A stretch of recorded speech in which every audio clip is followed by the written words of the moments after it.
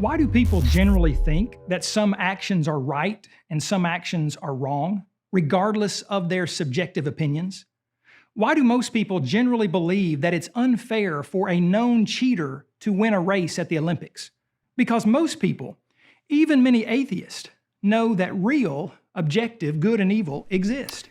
Ah yes, the good old argument from Steroids. Everybody's on steroids. Or as it's perhaps better known, the argument from morality. It goes as follows. If objective moral values exist, then God exists. Objective moral values such as good and evil, justice and injustice do exist. Therefore, God exists. In the past, I've presented various objections to the moral argument, and I in fact plan to revisit it on my debunk channel later this month.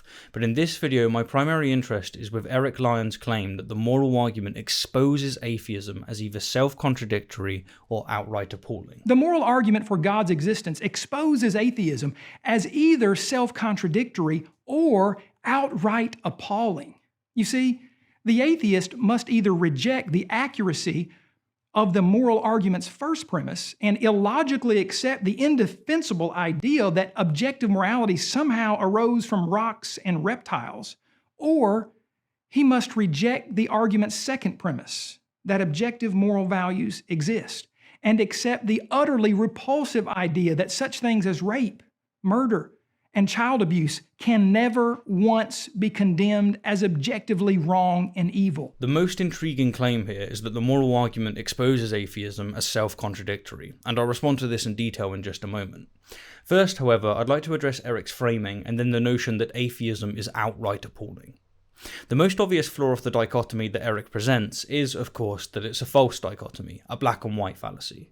Without justification, he asserts that the moral argument exposes atheism as either self-contradictory or outright appalling. Outright appalling. Now, since he's the one claiming that there are only two possibilities, the onus is on him to rule out all other possibilities, and he doesn't even attempt to do this. But for what it's worth, here's just two off the top of my head. 1. There are plenty of religious people who don't believe in a god, such as Buddhists, who nevertheless believe in a supernatural objective morality. It pays to remember that an atheist is merely someone who isn't convinced that at least one god exists. That's it. They can, and in many cases do, believe in all sorts of supernatural propositions. And 2. There are plenty of non-religious atheists, such as myself, that believe in a non-religious objective moral framework. Yes, we use the scientific definition of objective as opposed to a transcendent jurisprudence, but to assert that an objective moral framework necessitates transcendent jurisprudence is to beg the question. It is to have a premise that assumes the conclusion. But putting this false dichotomy aside, let's assume the moral relativistic perspective and say that atheists have no moral objective framework whatsoever, and that consequently atheism is outright appalling. Outright appalling. In such a case, the most succinct response is as follows. So? Get over it, Christflake. Countless facts are appalling, such as babies suffering from cancer, abject poverty, and there being such a thing as a PhD in theology. Our condemnation has no bearing whatsoever on whether or not a proposition is factually true. Hell, evolution by natural selection, a proposition that underpins countless fields of study, is brutally appalling. As Thomas Hobbes put it, in the state of nature, life is nasty, brutish, and short. The way in which a species adapts to, say, a deadly disease is through the annihilation of all those without resistance. If that isn't outright appalling, then I don't know what is. But it's true.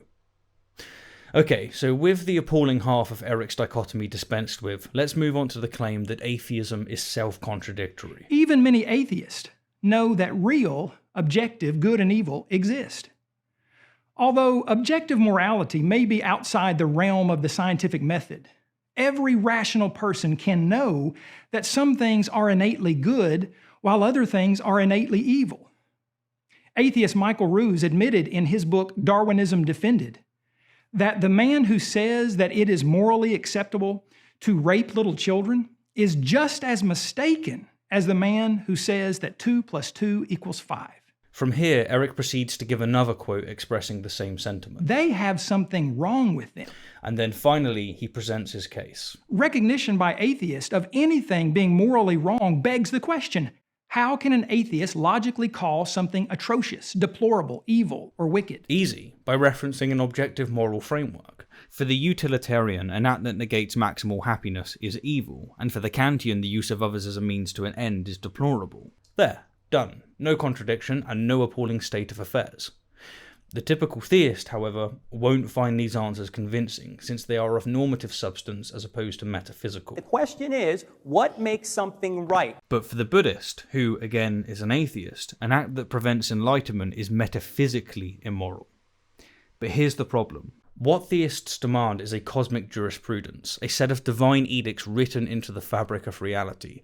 And while Eric has not conveyed this point very effectively, it seems to me that this is his underlining message when he says, How can an atheist logically call something atrocious, deplorable, evil, or wicked? Thus, the reason that he and many other theists assert that the moral argument exposes atheism as self-contradictory or outright appalling is because they define objective morality as necessarily divine. Or to put it another way, since atheism is merely the state of not being convinced of the existence of gods, the theist has to be defining objective morality as cosmic laws in order to assert that atheism is self-contradictory. As I've stated before, this is one of the biggest issues with proponents of the moral argument, and yet for whatever reason the crucial definition of objective morality tends to fall under the radar, and this leads to a lot of talking past one another. So, in conclusion, I'd like to humbly offer one tip in dealing with this issue, and it's simple. Ask the theist to define objective morality.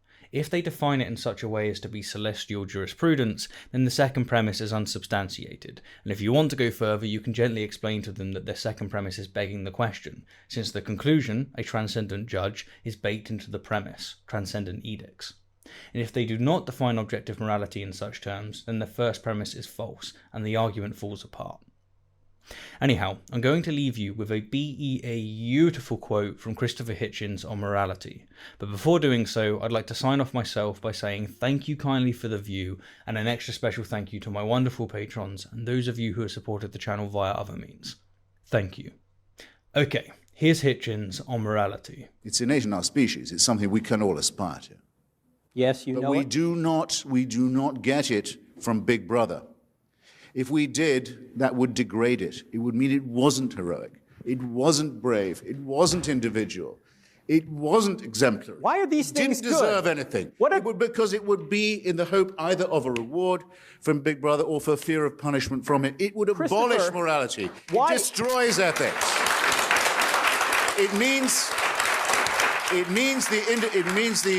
the individual example is dust.